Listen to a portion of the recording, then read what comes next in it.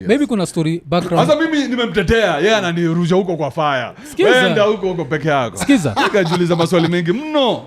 Check. Hey bro, karibu ninge depression. What ani jitetee? Niko nalia tu kwa room yangu peke yangu hapo na wet wipes. Hey mwaf bana. Mwaf, what are you doing to me?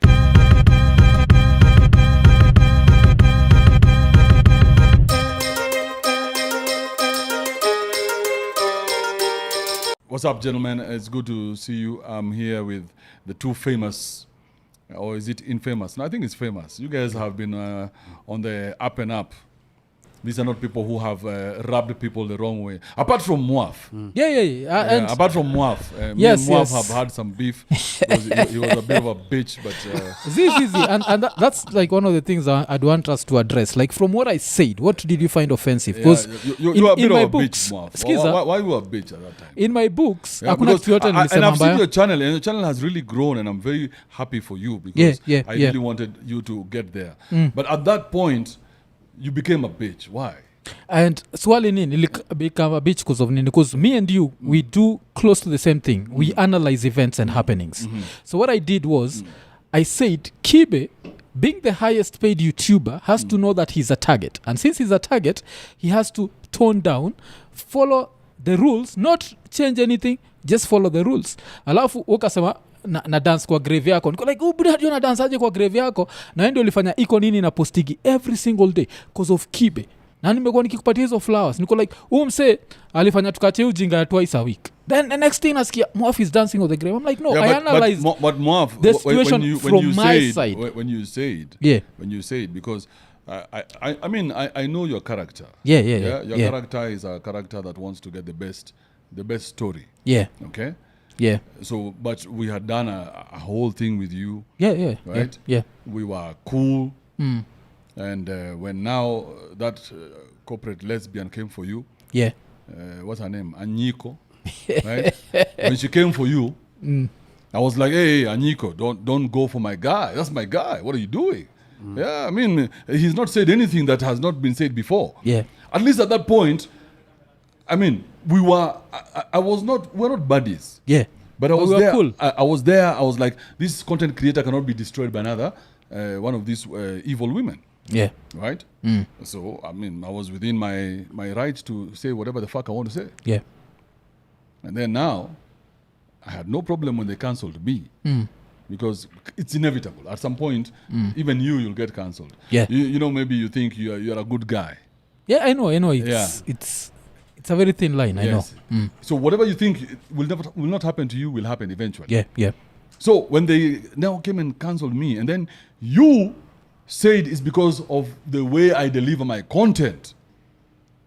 Then I was like, but you didn't have a problem with it when we were doing the interview. Suddenly sai umekuwa na conscience because mademu wamekaa wamekukalia, si ndio? Hakuna mademu wamenikalia. Nikasema kuma nina, this guy is not why would you do that? Yeah, because my delivery of my content is the same way comedians deliver.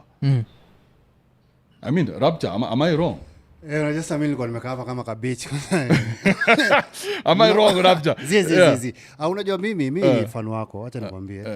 Content yako nilikuwa na consume buda. Before watoe channel yako ya YouTube. Nilikuwa na consume sababu unajana na like vile una deliver mambo yako because niko raw na mimi ni raia wagani raw kivyangu. Na hii raia pia inakuanga raw kivyake. Mimi ni sharp. So mimi unajua vile niliona mmeshika na mashati, vile tu niko hapa ndo nilikuwa. Vile tu nilikuwa hapa ndo nilikuwa tu. So niko na mmeshika na mashati. But hiyo kushika na mashati pia ni mzuri because mko the same business. So cheki, wacha nijitete kidogo. Umesikiza rap kidogo, si ndio? Jesus samaga nini? I dumb down my content to triple my dollars, si ndio? This is how I'm looking at it. Kibe alikuwa like just a normal content creator Kenya. Then at some point, according to Mimi, from the outside looking in, ulikuwa the highest paid YouTuber. Sindio? Tukitumia YouTuber. So kile nilikuwa nasema ni, ukikuwa target pale juu, wasi watakujia. So since wasi watakujia, all na need kudu ni just ni ile nuances. Like, for example, kibonga jua, nini usibonga jua the individual. Bonga jua vitu general, uzabonga jua kila kitu general, but the individual, because they can use that against you. That's all I said. Nyumu kasema na celebrate. Niko like, what the fuck? Kuzata hiyo mwenye kwa najua. Like, kila mtu usikizaga, iko nini anajuaga. Mwafu sema, iko nini because of lambistic. So itakuaje the other side? I admire your work ethic. There's no one who's perfect. You know that, right? We all have our weaknesses that we can change, and that's all nilisema. Said the only thing is vile alifika hii level, yeah, all this angejua. I should now, have sold out. That's what No, you are saying. You should have sold out, Not sold and you should out. have dumbed down your content so that corporate can Not look corporates. favorably upon you. Not corporates, just YouTube. Because YouTube inapatiaga a lot of freedom from the so-called corporates. We might classify it as a corporate, but YouTube gives us freedom. No, YouTube gives you money when you play by their rules. Okay? Na hiyo pesa ilikuwa tamu mwezi No, tatu. Si ili bro, nunua kwa nini how much? S550. Wacha tuseme hata kama ni $10,000. Yeah. Okay? Yeah. $10,000 is 1.6 right now. Yes, it's very good money. Yeah. But to who? To sisi? Yeah. So ukiangalia do na useme it's good money, na useme sasa I will conform because of this good money, that means you're selling yourself for only 1.6. That's what your value. That's your value. Your value is 1.6. So you're giving yourself to YouTube for only 1.6 million. See, na give. But you see, the thing is this. Yeah. When you're down in the 50,000s, in the 100,000s, 1.6 is a lot of money. Yeah. So you cannot fuck around with 1.6. That is what keeps people in bondage for years. When I imagine kuna watu wako gava saa hii mtu analipwa 100k hata waitoka hiyo job because he has crafted his life around that 100k. So for me in my head I was like, the freedom to be able to create content is supreme. It doesn't matter how much money anybody is paying me. Yeah. Okay. Yeah. So that's what I was going after. I was telling you, Muaf, the freedom. We cannot put a figure on freedom. Yeah. Because today I want to create my content. It doesn't matter what I create. What about tomorrow when somebody comes with another offer of 1.6 billion? So I don't want to sell out. That's why I left Kiss. Okay. Yeah. I left Kiss because I was like, this doesn't work for my brand at all. This thing is dumbing down. Bro, I used to feel like I'm losing my brain cells every time naka hapo na menje. Na sasa tunaongelea nonsense. Nini nini tunafanya? Radio gave Yeah. Alafu sasa umepatiwa how many minutes? 3 Yeah, minutes. Yeah, 3 minutes. 3 yeah. minutes. You know those 3-minute links. They Yeah, call them links. yeah. This is stupidity. But it's because this is just the kind of person I am. So when I heard you saying that, I was like, but you're a content creator like me. You should go down fighting. Every step of the way. It doesn't matter. Because I didn't do anything wrong. That was the thing. Moaf, I want you to know I had over 3,000 videos on YouTube. Yeah.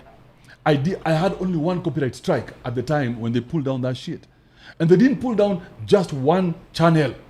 They pulled down all my channels. The ones that were monetized and unmonetized. So it wasn't that it's because I said something. It was because it was a targeted attack. It was somebody who was so powerful and who seemed to be in bed with you at the time. Bed with me Hold up. That's why I said seemed to be. Yeah, Right? okay. Who seemed to be in bed with you at the time because when you came out, it looked like you knew the backstory. Okay. Yeah? And I was like, hey, this guy, when he knows the backstory because there's something that I said. But I only had one copyright strike. And that copyright strike was going to expire in like, I think a week. Okay. With over 3,000 videos, Moaf. Over 3,000 videos. One copyright strike. My channel has been taken down, I think, maybe twice.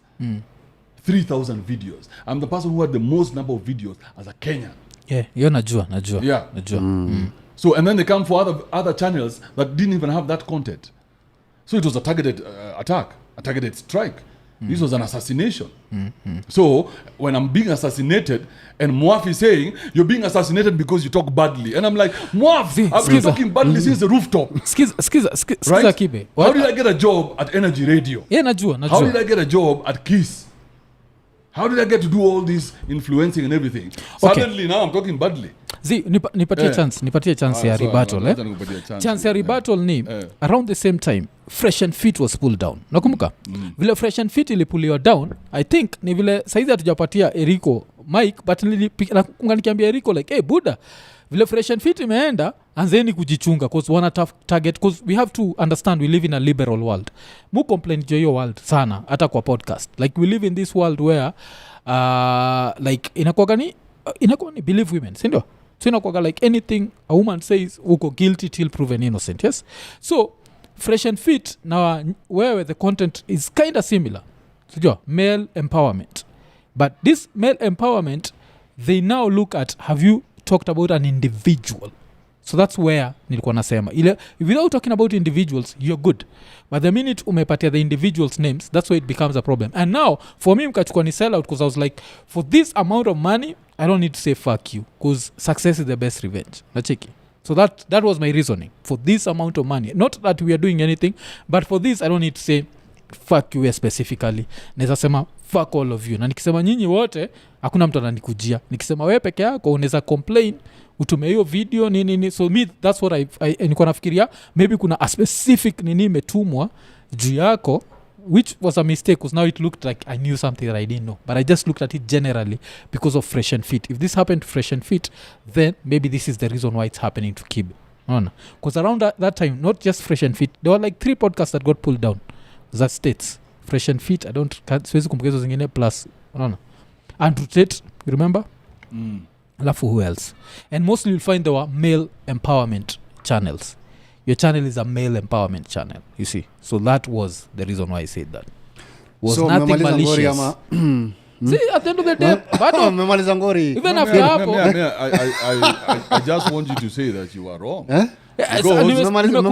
nimekubali I understand why you took offense I understand because first things first we're in battle here when we're in a battle we follow the general's orders yes that's it doesn't matter whether you agree with the general or not ukiona brother yako anauliwa pale uendangi kuuliza nani alianzisha you first go and sort out your brother right I didn't know what was happening between you and Anyiko when I jumped into that fight I was like I just don't care because I know this bitch I have encountered her before and I know she's evil so if she's coming for you she's evil whether I like you or not I know if she's coming for you and I know maybe you guys have to play within the corporate boundaries I don't right I don't play those games me whatever is true right so Anyiko had played that game on me when I was at Energy Radio when in fact let me just give you the story so you guys know the background Red Sun najua story the Red Sun story so Red Sun is like we're now doing the interview after we are done with the interview we take somebody has taken a photo of me and Rapture I'm a fan of Rapture I've watched Rapture and Mwaf for the longest time now I'm proud of this photo that me and Rapture are in now that's Red Sun and this bitch goes and tells some other loser who was in that company by the name of Seba I hope he's listening puny ass useless fellow right he's a useless fellow because he didn't have my back because we were in studio when the photo was taken we did a whole 2-3 hour interview and then this bitch goes and says Seba take down that photo and Seba takes down the photo so I'm like Seba you don't have my back because you're listening to that bitch and she doesn't work here so there's something going on here and I don't like it so this bitch already didn't like me so wherever I was and if that thing was going to give me any mileage because for me to be seen with Red Sun in her head that was a very big deal okay so that left a bitter taste in my mouth so even when I was leaving Energy Radio I was not feeling anything because you guys don't have my back there's no energy there's no energy because you guys are leaving me exposed every time I come out and give good content you guys are leaving me exposed to these bitches and I call them bitches because that's exactly who they are unapandaga kutumia hiyo jina buda mtu na mademu wazi mademu maana wanaitwa women sinikwambia nilikuwa na watch video yako mzee I have women and I have bitches Okay. so that there's a clear distinction women are women now we respect the ones who carry themselves with respect but they are bitches now my bitches lazima tuwaite vile wanafaa kuitwa okay so anyway so that was one of the reasons because she went for me when I didn't even know who she was so when I saw her coming for you in my head I was like she's doing the same attack she does right so and I in my mind I was like I must come out so big for Mwaf okay that nobody else dares touch him Then Muaf turns on me, man. Sikutana. Well, I'm like, Muaf, have you been paid? Skiza. I'm like, this guy is not serious. Maybe kuna story background. Sasa mimi nimemtetea, yeye ananirusha huko kwa fire. Wenda huko peke yako. Skiza. Nikajiuliza maswali mengi mno. Cheki. Hey bro, karibu ninge depression. Wacha nijitetee. Niko nalia tu kwa room yangu peke yangu hapo na wet wipes. Hey Muaf bana. Muaf, what are you doing to me? Lazima nijitetee. Kile si ufanya ni iko nini? Si analyze situations, So the only thing ilikuwa maybe hatukuwa tumeanalyze situation yako before, so uko najua this is something like we used to do. Like nilishaingia kwa shida after kuanalyze ilikuwa Alfred Mutua, Juliani, Lilian Nganga. Got me into a lot of trouble. She even tweeted about it. If you Google that, you'll see it. Because I analyzed the same situation. I was like, hey, there's no way someone can co-own a hotel with you and then you move on to the next dude. That's not happening. Nacheki. So we analyzed it from that and she took offense with that. But I gave my opinion because that's what we do. Mimi na wewe tunapatiana opinion yetu. And I think the reason why kuna wasopendaga iko nini inakuwaga like the opinion might be different from everyone else. So usisahau at that time Kibe alikuwa like untouchable, ni demigod. Hakuna mtu anaweza sema Kibe amemake a mistake. And that's all I said. I said that this guy made a mistake. I didn't dance on your grave. I was like, but then you can notice maybe for you, like maybe the whatever level you'd reached, the financial level you'd reached, 2 million maybe was not a lot of money. But for me, I felt like for 2 million shillings, there are things I don't need to say. Because now people respect me. I've reached a higher level than everyone I'm talking about. So when niko hapa juu, there's no need for me kuachapa ngoto. Niko juu tayari. That's what's my opinion. But I can understand why maybe after the Anyiko thing will feel like I was never supposed to talk about this. I also understand that side. Nelo. Now, in hindsight, kusisi ni watu wabigi, so in hindsight naweza fikiria niseme maybe I shouldn't have talked about it, maybe, but mimi nikiifanya I didn't do it meaning any disrespect. Yeah, I think kwanza mimi nafikiria coming to hear from the both of you, the boundaries are different. Like when it comes to money, you have boundaries when it comes to the income. Yeah. And when it comes to Kibe content cannot be bounded by cash. Or cannot be counted by individuals or institutions. I think we are coming from there.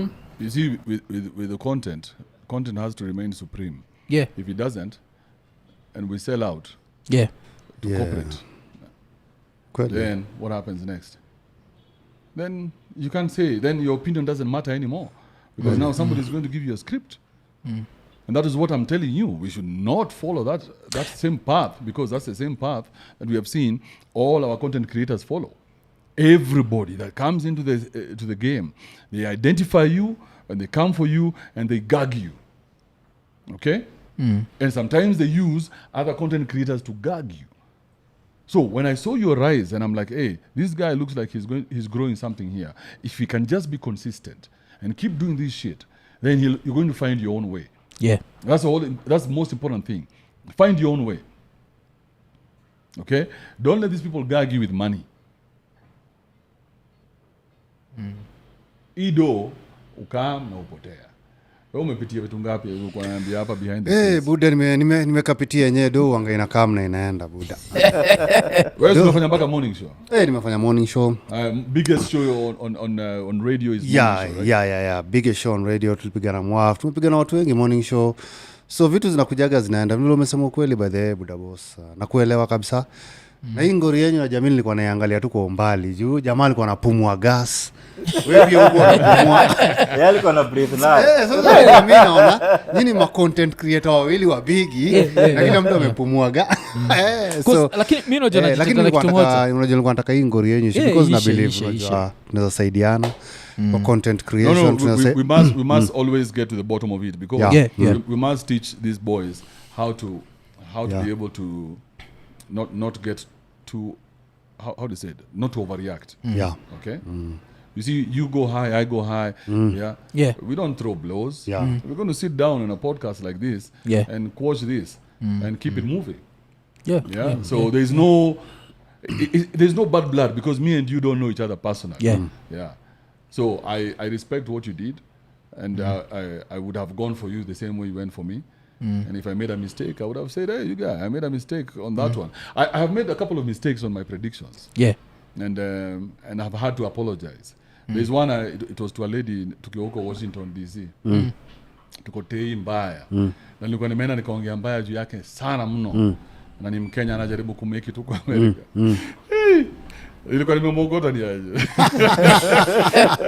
So I'd been given the wrong information. So I'm in DC, I'm in a guy called Puizi. I call him Puizi. I mean, his digs, we are drinking, we are high, we are smoking everything that you can smoke. Na dem akaingia. Fuck. Bro, najua nilishaokota au dem na it was not true. Yeah, it was like 50% truth. The rest was just nonsense. And the chick walked in and I was like, hey, listen. I'm sorry I said some shit about you that was not true. And if you want to quash this beef in any way possible, even on camera, I'm willing to say the same on camera and say, I fucked up on this one. Okay? Because I wouldn't want to have my record, blemished. Yeah. I don't want to say something that was not correct. And from that day on, I became more careful on how I do my content. So I said, I'm going to stop going to people as individuals. I'm going to keep it as to the content creators. Yeah. You get the difference? Mtukaa sahi this our deputy Jesus. Gani Rigathi. Deputy Jesus nani? Rigathi ni Azi the president. Ezekiel. Deputy Jesus ni? Deputy Jesus ufanya atalipa wase what's his name? Mutua. Oh, Ezekiel Mutua, yeah. Ezekiel. Yeah. Ulisikia fala jana akisemaje? We have 20 million to give to 12,000 people. Yeah, 16,000. Yeah, nilifanya calculation. Each content creator, each musician is going to get 1,250 Kenya shillings. Yeah. So alikuwa proud mbaya. Watu kao, you can go for them and hakuna kitu atakufanya. But now individuals, they tend to really get hurt when we do our content. Sana wasanii walikuwa wamekula moto na wewe buda. Kwa cheki comments zao. Wasanii gani? Si wasanii tu general, unajua ulikuwa unaanalyze wasanii so wasanii lambistic wenye ulikuwa unasema. Hapana, lakini hizi vitu kila mtu anaona. No, come to think of it. Ukiangalia kabahanye na show hapo. You look at that puny relationship. You can see it. Unajua nini shida ni nyambwezi bonga. Hatuwezi bonga because nyinyi mko kwa industry. Unacheki mimi siko kwa industry. Yeah, you guys have to interact with these people. You guys have to have shows where you invite them and everything. I don't. Okay. Yeah, that's why I don't really have a problem saying anything about anyone. Na sasa wewe unaona wakiendelea kucancel nini wasee vile walikucancel hivyo kutoka kwa YouTube. Wachiki ni kama wasee watafuata hiyo njia yenye unasema sifuate ama itakuwaje wasee wataogopa ama because unajua wasee wanaangalia Andrew Kibe manzee hizo numbers na alikanseliwa so yeah, of course they have to go for the big dog. All the other dogs that are trying to come up as Yogope. Right? Yeah. But there's always a group of people who don't give a shit. And especially the ones who are not making money. You see, when I got into the game, I got into the game out of frustration. Because I thought that my skill was good enough to be picked up by one of these radio stations or TV stations. Yeah. I used to look at those TV stations and I'm like, you guys can't see that I'm here. I'm the greatest. Yeah. Right? So when I expect Hollywood to come, kwa mlango. Hollywood nini. So because I was a lazy motherfucker. Finally, when I gave up, I was like, fuck it. I'll just do my own thing. And now the internet had merged and now you could do live, you could now upload videos and things. I was like, the industry has rejected me. I'll put up my own shit. Yeah. So there is a group of people right now. When you... Jali. Wanatoa hiyo language vile inafaa. They don't care about corporate because right now they don't see corporate. The corporate is too far for them.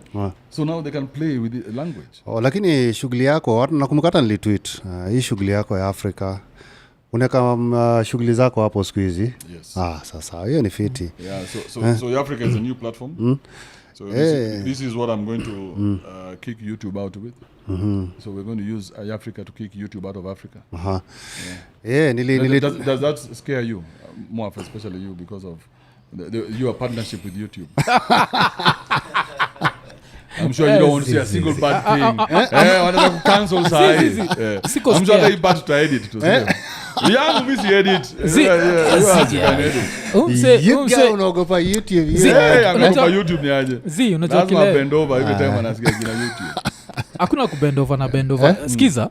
Kitu moja na sisi nika design yako to create a community. Nacheki. So hata vile tulidusho ya Rapture ilikuwa with zero corporates. That's why mu check kama hata ingine kichikigo so kibongajua iko nini corporates. I'm like hakuna mtu hata drink hakuna mtu ashakam. Hakuna mtu alikam. Yeah. Tubongajua kila kitu. Nacheki. It's a different style because we are different. Our worldview is very different. So but we talk about everything. So the corporate has never been an issue. Hatuwezi kaa chini tuseme corporate because hata stand up ya Rapture ikitokea siendi kusema, but there is one joke he made about the government that I think a lot of corporates wakisikia hiyo joke they'll be scared to even come next to him. Rapture give us that joke.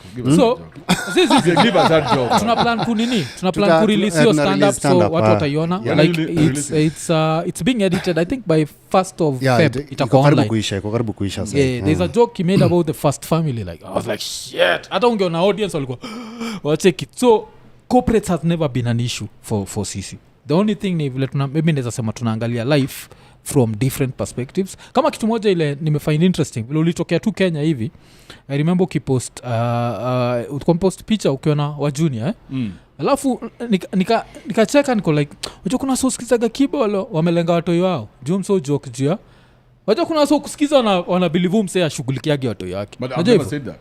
But people understand that too.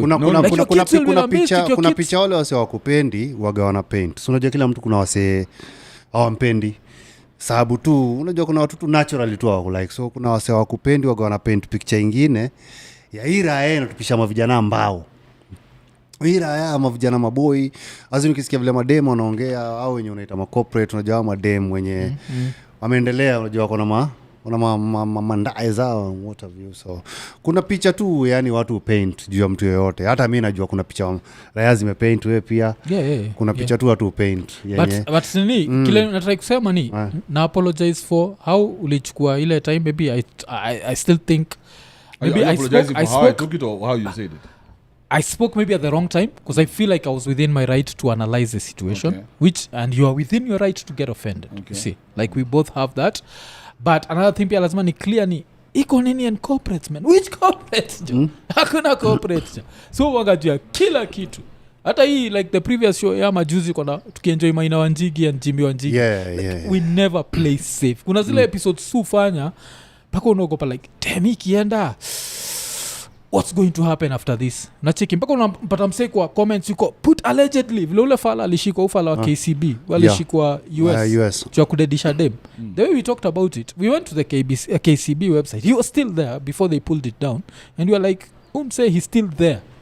So you can't say former. Right now he's former because yuko jela. You see. So we analyze things the way we analyze. If anyone at KCB watched that, they'd never advertise with iko nini. Ile time though our mothers because napotea equity. We talked about equity as equity. So the corporate thing is maybe from far, unaona, us on a place FZ. We just look at things differently. There are times we attack, there are times and but it's the same thing. It's never hatujaika chini tukianza show tuko like what if it offend Safaricom ni bubonga shit jua Safcom, Airtel, whatever, we do that.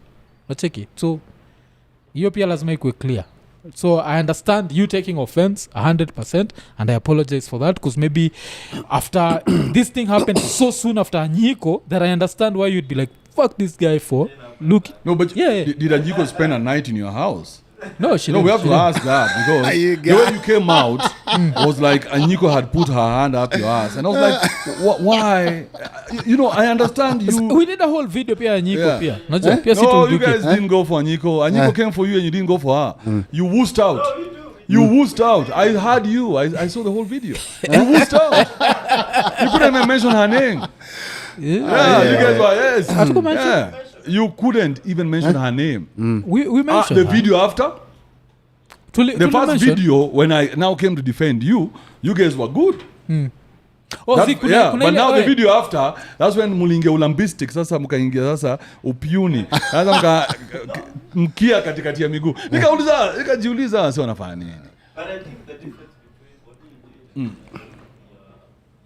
your analysis since we mentioned and we said we had just done an interview with Aniko, but sasa where you had even the appropriate titles, where you had the words, since we think we were situlisema but not with the same energy.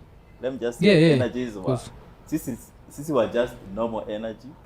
But unajua saa show yako ni Kibe. Wacha ndo wachezea ngoma nani? Show yako ni Kibe bana. Ndo wachezea ngoma fulani. So The me, Mr. Lambistic. I say what I say. I say what I say. Yeah. But we're playing within some parameters. We have to understand. Yeah. Okay? That's why I will never make fun of some of the people who are out here trying to educate the man. Yeah. I don't do that.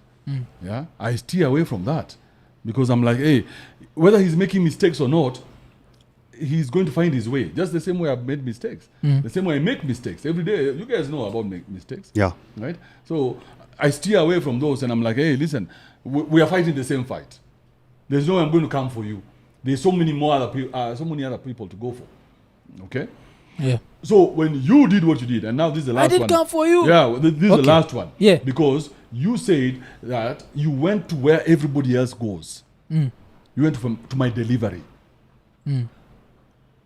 If I take out your delivery as a comedian, as an actor, bro, you're done. So you went for my craft. No, individualization. You went for my craft and you said, your delivery, Andrew Kibe, is the problem. Right? Individuals. Yes. You said your delivery, Andrew Kibe, is a problem, and your delivery is going to cost you this and this and this. So you give them the roadmap. And I was like, oh, so this guy has a roadmap. So he was in the meeting. Which Because meeting? 6 YouTube channels have been pulled down. This corporate. Yeah, Skizzer. I mean, think about it. When has that ever happened? Without a warning. So I'm like, this guy seems to know the reason behind the cancellation because he's giving us a blow by blow explanation of what happened.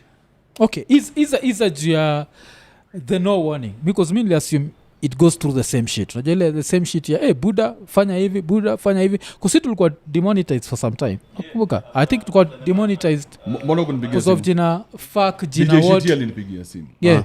DJ Shitty peke yake. DJ Shitty of all content creators, all the people I've ever known, DJ Shitty alinipigia simu. Yeah. I've never done an interview with DJ Shitty. Akanipigia simu akaniambia Buddha kumeendaje. So we talked and we laughed about it and everything. Nobody else called. You went and did a review without calling me. Without even calling Oyugi.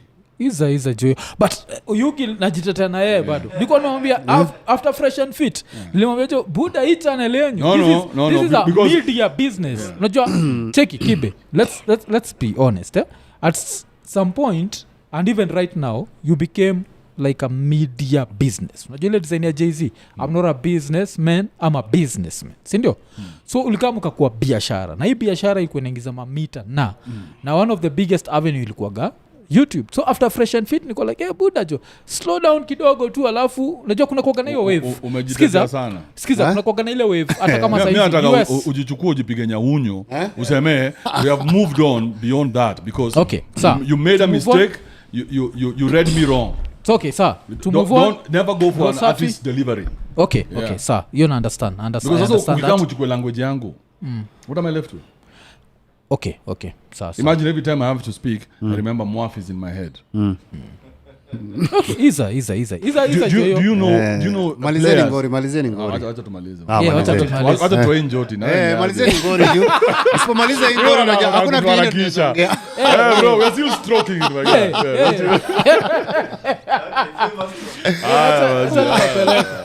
Two more strokes, man. Malizia delivery basi vile ulikuwa unamwambia. No, kwa delivery you see an artist is in his delivery. Yeah. And think of someone like I know you guys know enough stand up. We can even go there. Think of someone like Patrice O'Neill. Yeah. Patrice O'Neill was one of the most hated comedians. But when Patrice O'Neill was on stage, he was the best comedian ever. So we have to be strong enough, Mwaf, to stand and tell the boys, we're going to protect you. Okay? We may not make the money the corporates have right now. We may not get there. Yeah. But we have to stand together. Like now what you guys did, that was amazing. That you guys did a whole show without corporates. Yeah. So that's the story. The story is we don't need the corporates anymore. So we don't have to tone down our language. We never have to. The internet is here. Look at this podcast that we're doing. You can say fuck. Yeah. But if we remove the word fuck, ama tutoe diabs, ama tutoe sekete. Imagine tutoe sekete. Nyanyes, bro. Itakuwa si Okay. podcast. Say this. Yeah. Imagine if we remove those words. Yeah. Yeah, so we can't allow anybody to take those words away from us as content creators. Yeah. Yeah, we would rather die with this, win a battle for language. So in America, conversations are very boring because everybody anapima mwingine. Every time people are talking, somebody is watching out. How many words can I say? They cannot talk to you and say black. Imagine, even if they see outside is very black, they'll say outside is very, they'll have to look for other words because they feel like the word black now is an offensive word. Forget the word nigger.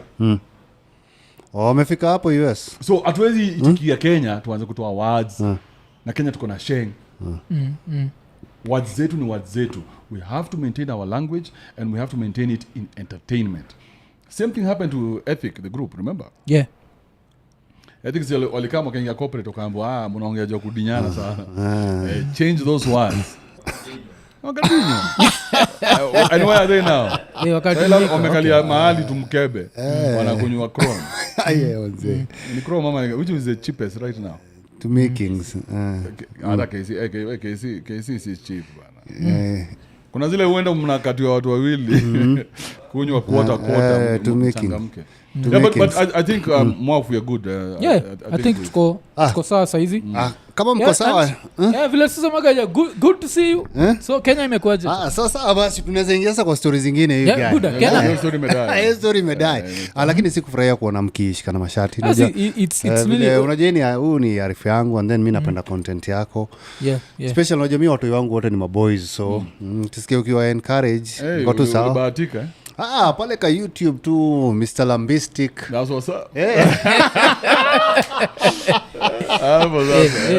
Hapo sasa unajua mimi napenda nimekuwa nikiwatch content dirty mbele ya watu wangu because stand up inakuaga It has to be. It has to be, bro. So raia zangu nimezoea kuzielezea. So hata zikiwa na Mr. Lambistic, nazambia ni Mr. Lambistic, msipomuelewa ndawaeleza. Unajua mbuyu akiwa hapo, mtu anaweza ona anything. Exactly. Lakini kama mbuyu hayuko then How many boys do you have? niko na boys wawili sasa wenye naishi nao, but niko na mmoja awe. Hey bro. Niko na mmoja awe, au wawili wako na ma-ID. So Who are serious? so sasa hiyo kibambwa mi kuna kuulizwa ati nini. And you're only 40 years old. 43 sahi. 43. Yeah. Man, when did you start fucking? Kwani uliangukia doli? Buda sasa by the time napiga ka 16th birthday Unapata mtu? Zizi. Kushaanza kushiriki. Unajua So ulianza 16? Nilianza 16 niko na kidem kingine kilikuwa kinajua mambo ya sex mbaya mbovu yani. Mzee kukulipa. Mimi nilikuwa kavajo. Siambia hii raha story. But mimi ile raha yenye nikichapa vitu. Nikamwambia nasikia kukojoa, kaniambia kojoa huko. Nikakojoa huko. Experience yangu na sex ilikuwa hivyo. Dem alikuwa na experience mbaya. Alikuwa wa kwanza. Zizi.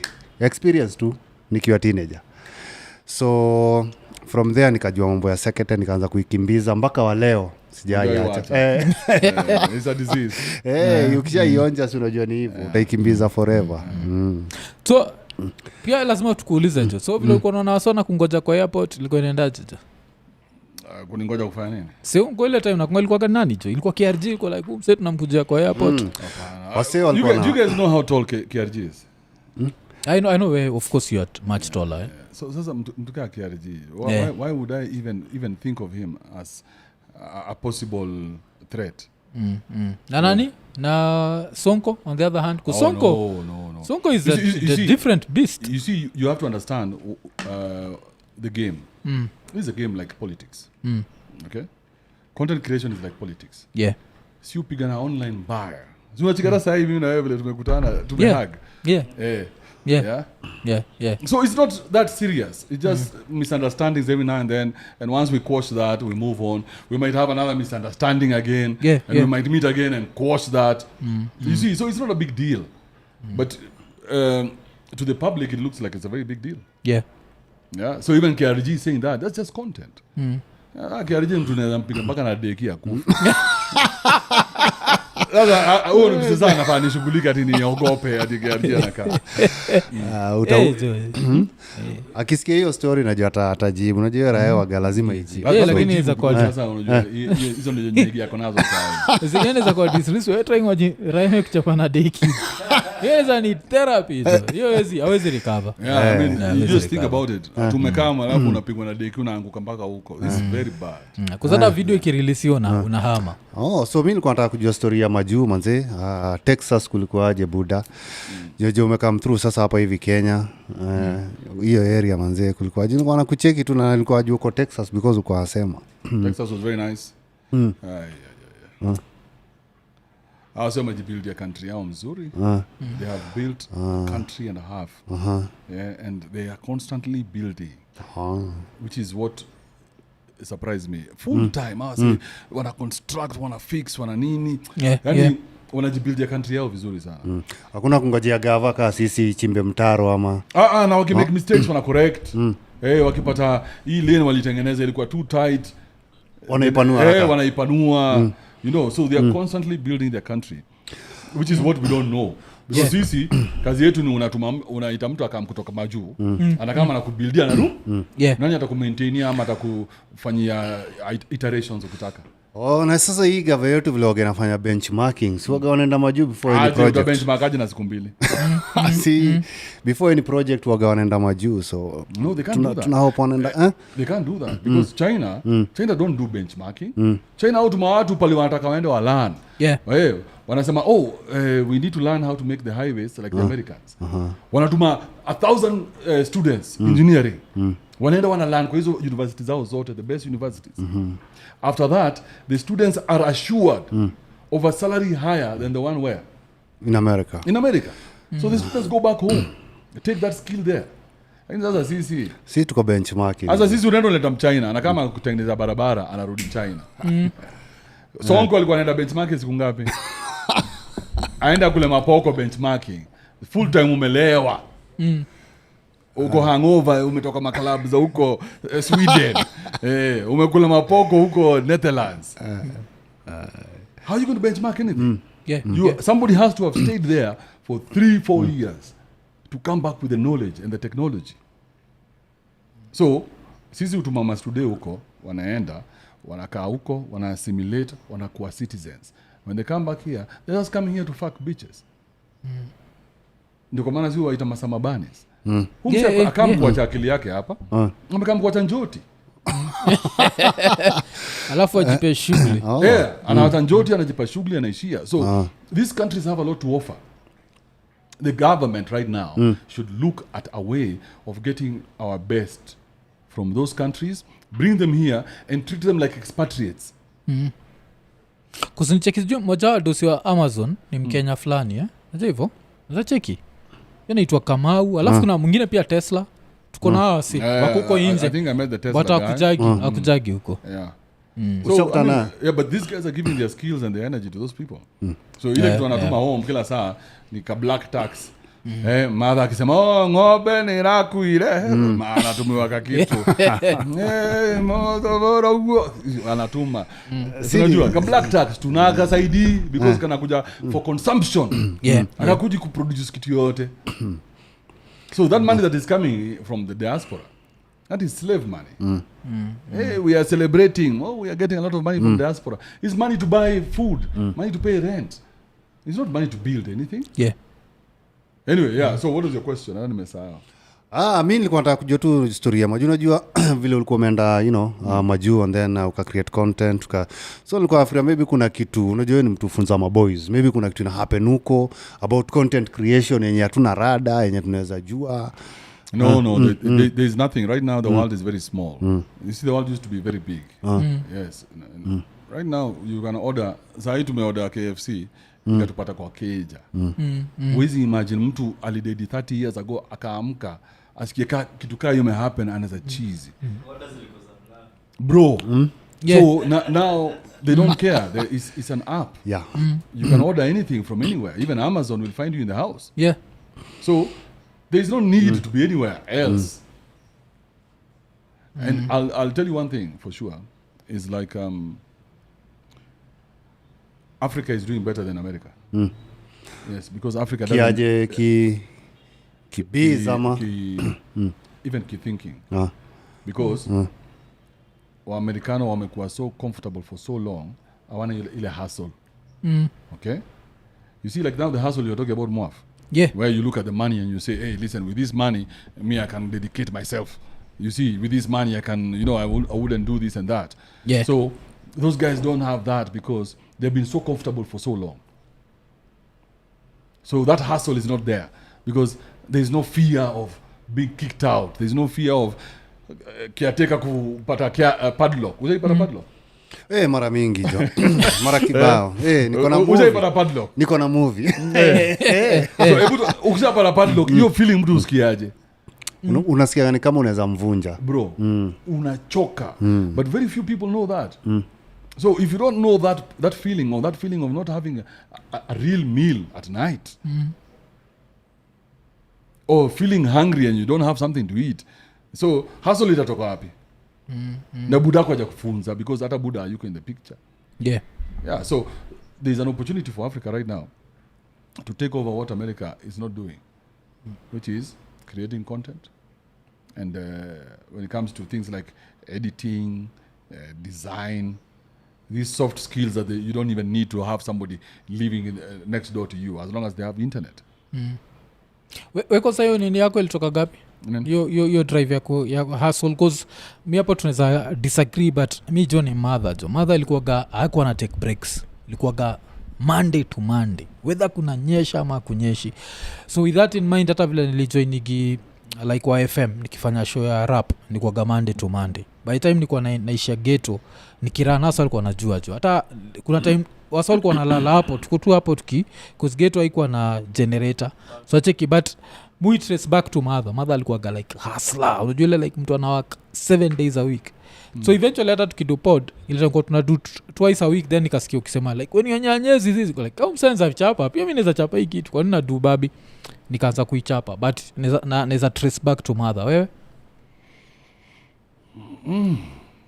I would trace it back to the fear of poverty. Yeah, okay. Because when I was so when I went to Sitdown in 2021 or 2021 I was there in 2020, then I went back in 2021. Yeah. So when I went there I was just taking a break, a 1 month break. Nilikuwa nasikia Kenya imenichosha niaje. Uhuru na hizi conditions zake. Sijui lazima upigwe. You remember that stupid shit we were doing in supermarkets and everywhere you were curfew, you know. The watches had all the power. Man, I was so frustrated nikasema hii ni nonsense. So when I went there I was going for a 1 month break. Peke yake. Niende tu ni relax 1 month nirudi. So on the day of coming back nikajiuliza na uko na how much? Unarudi Kenya kufanya? What is there in Kenya for you? There was nothing. There was nothing in Kenya for me, man. So I was like, So watoi wako. Lakini unarudi home bila kakitu. Hauna kakitu. I think I had $400. Yeah. Yeah. So niko na $400 kwa mfuko. $400 ukifika hapa labda itakaa 50k. Yeah. 50k utafanya nini na 50k? Kilipa rent hakuna chochote. Sema ulipe tu rent 35k. Yeah. Okay? At that time I was paying 35k. So I'm like, hey, 35k ubaki na 15k. Mtu yeye asitishe mpaka hata eclairs. Because sasa hiyo 15k lazima itumike. So I was like, this doesn't make sense. How am I going to get myself out of my own shit? Because I'm in shit. How am I going to get myself out of this shit? Because I cannot go back and see the disappointment in my kids' faces again. I don't want my kids to be disappointed in me. So I was like, I must find a way of getting. So I called George. I told George, hey, listen, I will need a place to stay because I'm coming to hustle like a motherfucker. Yeah. When nipatie tu mahali nisemange niko America. The smallest space ever, because I know how to start from small spaces. I have done that with my I had a movie store called Media Kali. Nilianza place kadogo hivi. By the time ilikuwa imekam kushika, it was the biggest store in Africa. So I know how to start from small. I'm a specialist in starting from small. Nipatie store. Pali uko, whatever you have, just give me that space. So then I had to will myself into being that guy. That's when I started saying, all day are there. Yeah. All day are there. Yes. Yeah, because I had to tell myself, this is who you are now. Yeah. You have to be here. All day are there. Yeah, that's when I started producing six clips every day. Yeah. On all my different social media platforms. I got the editors. I got the design. This was the first guy I got, by the way. Enrico. Enrico. This was the first guy I got. And he helped me, and we built this shit together. And look at where we are right now. Yeah. With a whole platform. That we are. Yote hiyo nilikuwa nataka kuambia Buda. So hiyo tuneka content pale juu nimetembelea by the way. Nimeishia baka kwa mtandao ya Afrika. Ya Afrika unajua ni kitu poa. Sababu at least unajua mtu wetu mwenye ukikuwa anaitwaje ni Bezos. Yeah. Nasema hii raha anaijua. Unaona? Yeah, ni poa kuinua na si wenyewe kwa wenyewe. So ulikama hapa aje na hii stuff nini yako hii ya Afrika. So this niliona tu kwa mtandao. So this I came up with 3 months before I got cancelled. Okay? So 3 months I was driving. I think it was very cold. I can't remember when. But nikafikiria nikasema aje, why can't we do something with Africa? Then I asked myself, but why Africa? Why Africa? Oh, okay. Why Africa? Bro, I drove to the house. I went and sat George down. I told him, George, sit down. Bro, it was the biggest presentation of my life. Right? And I told him, I don't want your opinion. I don't want you to say whether you like it or not, but I want you to listen to me. Because now I started creating it. So I had the Why Africa. Why Africa? So Youth for Africa. So I kept playing around with that idea. Youth for Africa, why Africa? Why Africa? Because yes, we can do it. We can build our own platforms. Think about it right now. Facebook, Instagram, Uber. I'm just talking about the apps we have on our phones. Yeah. Even little car is a Safaricom product. Vodafone owns Safaricom. Yeah. Right? So all these apps that we have on our phones in Africa are not Kenyan apps. I mean, are not African apps. So I said, but why Africa? Why isn't Africa playing the same game? Yeah. So nikaenda nikaambia Uyugi, I called Uyugi, I told him, hey bro, this is what we are doing. This is the next step in our evolution. We are moving to why Africa? Yeah. And then I started morphing. And I started looking for the domains. And then before you know it, it was Africa. It belongs to Africa. Right? But even that domain was missing. So I put the double E, and then I had this guy saying, I copied his name. And I'm like, maybe subliminally, subliminally, it was there, but it was not something conscious. Hiyo time tuko na beef. Unajua mkibeef ni kile ya Tupac. You understand? I get it. But it was an evolution that I was like, oh yeah, that makes sense. And I was like, okay. So ilianza why Africa, and then sasa ni Africa. So why Africa? It was why Africa. So even the original proposal, if I show you, it is WHY, which is why should we do it in Africa? Okay. So why doesn't Africa get the chance to do anything? Yeah. So now imagine in the next 5 years, Africa is going to be competing with Boomplay, with all these other platforms that come in to take what is authentically ours. Now think about it this way. A platform where you don't get cancelled for your content, because you are the one who knows what your content is.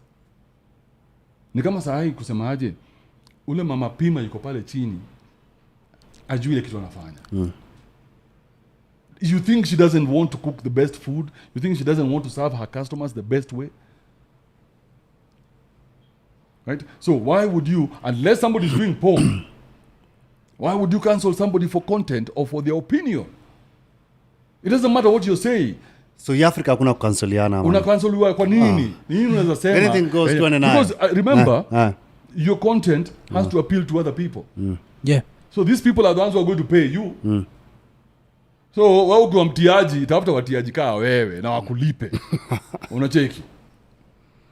That's the beauty about this. Because now you decide what your content is and you run your channel the way you want to run it. Ukitaka kuandika Illuminati hapo hiyo shauri yako. Ukitaka wewe ni kwa mse wa devil worshiping hiyo shauri yako. But remember, your content has to pay you. Yes. So content doesn't pay. We have seen. It's not sustainable. Hiyo ni fiti juu unajua ni as in tukiangalia vile tu umesema au majamaa YouTube wako wanafungua ati tusikie wimbo wasikie wimbo za Kikuyu but ziko hapo hivyo. So ni kitu yao walikuwa wanaweka ngoma zao za kimajuu. So hii pia ni yetu pia. Unacheki it took a long time before YouTube could understand that the South Africans have a festival where the women walk bare-chested. Yeah. Okay? We don't have that problem. We don't need that kind of censorship. Si wenyewe tunajipanga tunajua vile si what we do. Kweli. Right? In YouTube right now ukiwa una slaughter ng'ombe ama mbuzi they demonetize you. But in Africa slaughtering is our culture. Why should I censor when I'm slaughtering a cow or a goat? That's who we are. Ni insensitive content hiyo. Ati watu wapendi damu akina nane maumbo hao wakadedi. Yeah, maybe time yako imeisha. Yeah, maybe you're not supposed to be here. Imagine wewe saa hii uko na affectiwa ukiona ng'ombe ikiuliwa. Don't you think you are a psychological? Sio kuna generation pia iko saa hii yenye iko sensitive hiyo design. Hata hapa Kenya kuna generation ya mavijana wako sensitive mbaya. Kuna jamii nikiongea kama comedian, hata yeye anajua. Kuna kama hiyo umesema hiyo joke ya Ruto. Kuna zingine pia za you know madem nini wanazichukulia serious. Wanachukua serious mbaya. So wako sensitive. Kuna time nikiwa Energy Radio nilimake joke ya Biwot. Producer alikauka huko. Biwot bado alikuwa? Alikuwa kwa Shadedi. Nani? Biwot alikuwa Shadedi.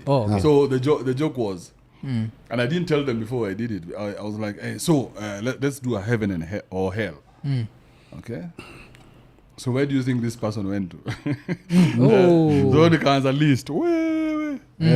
Nikaanza Jomo Kenyatta, nani.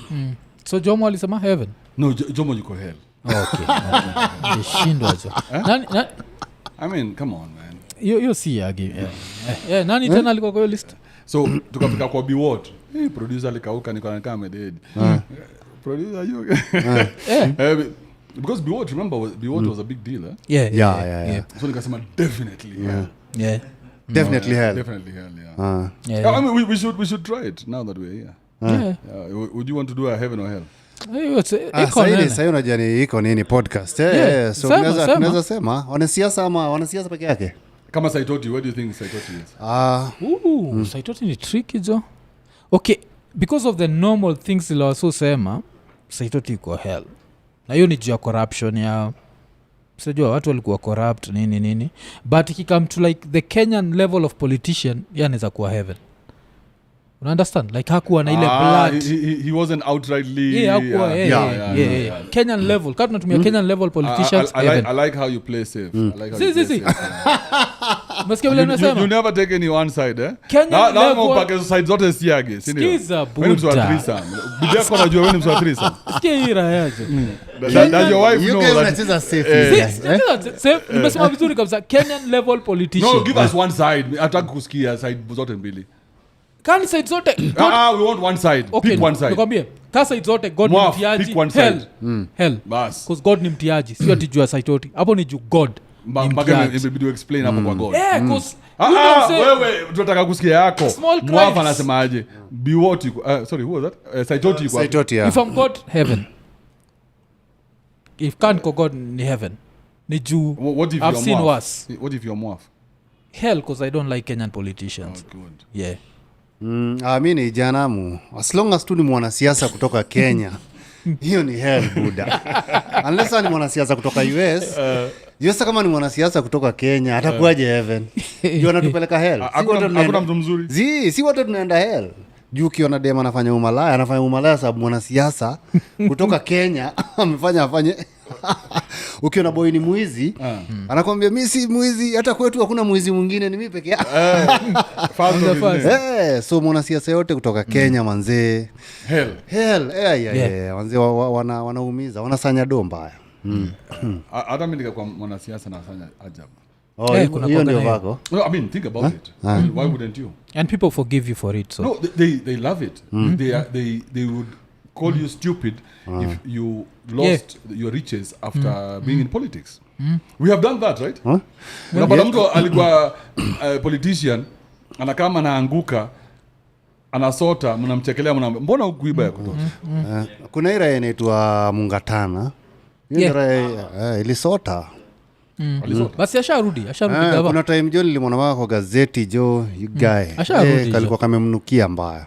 I think amerudi na igava. Amerudi na I think akina Ruto amemwokolea. So hii list iendelee. Tuko na Saitoti, siko nafikiri list. Kama ule dem ameuliwa juzi kwa AIRBNB, unafikiri ako wapi sasa? Okay. According to scriptures iko. Alikuwa anauza senye. But you guys are not afraid of being cancelled.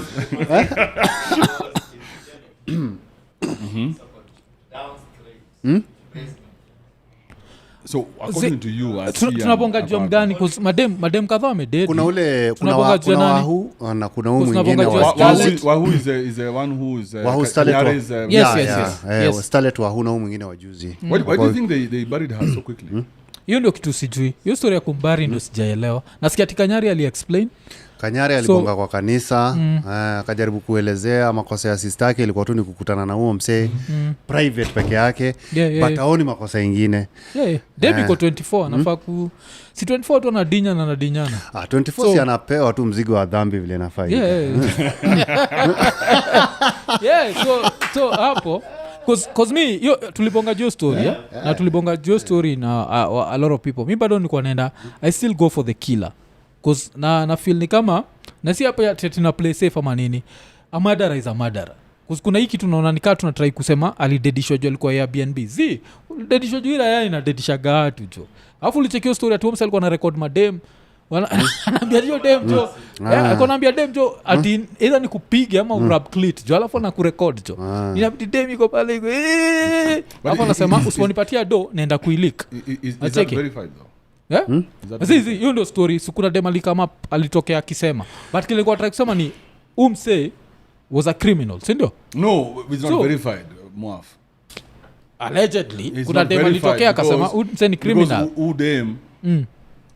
Hey, where is the responsibility of the woman? Yes, there's responsibility. Yo iko. Lakini dem kupata na chali kwenda kudinyana. Wewe je ipata tu na dem kaenda kudinyana? Hiyo iko, si ndio? Baramob. Ulimdedisha? Yeah, so atuwezi hiki tu akanirashia. But I killed that pussy, bro. Yes. I murdered it. Murder. Kwanza kama umelipa. So by drinks mbili tatu you guys I must destroy it. Yes, some mnani understand. Every time tumeingia na nini wagani Russian roulette, si ndio? Because pia usisahau how many females has he murdered? Okay, huyu ndio amejulikana. So we don't know. So this is the first murder. Yeah. So why don't we wait and find out what happened, because it's his first murder. Mademo amededi lakini hii kitu jo. Is it allegedly? Again, remember it's alleged because it's his first one. Yeah. So we don't know what happened because it's his first one. Yeah. Again, she's Kanyare's sister. You saw how she was dressed. But Kanyari ni mwizi, so utakuaje? Ndio nakwambiaje? So there's some messed up psychological shit going on with these human beings. Because Kanyari performs miracles. Because this guy and miracles are not real. So forget about Kanyari. We're just saying there's some the background where this girl is coming from is a crazy background. Okay. That's why she's dressed the way she's dressed, going to an AIRBNB with someone she just met. Okay. And she's Kanyare's sister. So is she making the money Kanyari is giving her, or she's making money from prostitution? Okay. That's what everybody doesn't want to discuss. Alikuwa ni poko, alikuwa anauza senye. Na wakiingia huko, udem labda that was her last day. Hiyo ndio siku alienda akaingia huko ndani akachizi. Kuzi Rael ilikuwa inarushiaga madem messages unacheki kuna dem ilikuwa I think alishare screen page iko like I have 10,000 shillings for you so madem alikuwa jitreat kama poko that's the worst thing about that's the one thing hataki kusema but walikuwa wanaenda pale juu ya do so since umeenda juu ya do ye ni poko but still ile raya ni dangerous. Yeah, the fact that I would go back to the list yenye tulikuwa nayo tukiuliza who would go to heaven or who would go to hell and we said be what evidence do we have against be what? Ni hearsay. Yeah. Yes, 100%. 100%. Hii raya kuna testimonies of course pia ni hearsay. Kuna chamase na pass. But ile raya ni hell ba. It's a psychopath. But it's hearsay. Yeah. It's hearsay because we've crucified men based on hearsay of women. But the Muslims knew better than this. The Muslims don't play those games. They say that a woman, when she comes against to report anything, there must be at least another 3 witnesses. So dem hawezi kama asema huyu mzee alikatia jana. Lazima kuwe na witnesses wengine wanasema because mademu anajulikana kuwa au sema vitu waziko. Mademu ishi kwa imagination. Lakini I think hii place ingine ile lazima tukue realistic. Kuna CCTV. Ira yeye imeingia na dem akiwa live, ikatoka dem amededi, dem alidungwa thigh. Hapo si hearsay. I think ikikam to Matara si hearsay. Ama no, something happened. Matara has not committed another crime before. Okay, ile kusema because like he's a serial. Okay. Yeah, so we're not saying this, he's not a serial killer because people are saying Matara sent me money, Matara did this, Matara fucked me, but Matara didn't kill me. Yeah. Okay? But so something happened in this house on this day because Matara is a fucker. Matara kitu amependa ni deki. It's clear that he pays prostitutes. In fact, Matara probably turns normal women into prostitutes. Because imagine you go into, right now you go into a woman's DM, right now, it doesn't matter who, we can even do the experiment. I have 10,000 for you tonight.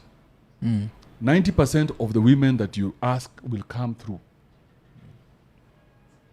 You see what I mean? 10K. 10K? Budaja. Unacheki? 90% wata come through. Uamini you guy. 90% unaongea na gani hawa? You guy. Katai lakini 10K ndio akuje jo 90% lazima kwa ni mademu wananuka jasho. Kwenda huko. 10K.